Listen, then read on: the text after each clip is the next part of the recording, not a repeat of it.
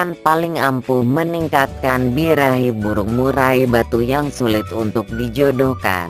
1. Jangkrik. Jangkrik merupakan jenis serangga yang memiliki kandung protein sangat tinggi, sehingga pakan jenis ini sangat cocok diberikan kepada burung murai yang sedang dalam masa perjodohan. Untuk takaran pemberian pakannya, Anda cukup berikan 10 ekor jangkrik pada indukan jantan atau betina setiap hari secara rutin dan bertahap selama 3-4 hari. Perhatikan tahap pemberian pakan jangkrik agar proses birahi burung murai berjalan sesuai rencana. 1. Pada hari pertama, berikan 10 ekor jangkrik pada indukan jantan dan betina. 2. Untuk hari kedua, silakan berikan 6 ekor jangkrik pada indukan betina dan 10 ekor jangkrik pada indukan jantan. 3. Dan hari ketiga atau keempatnya,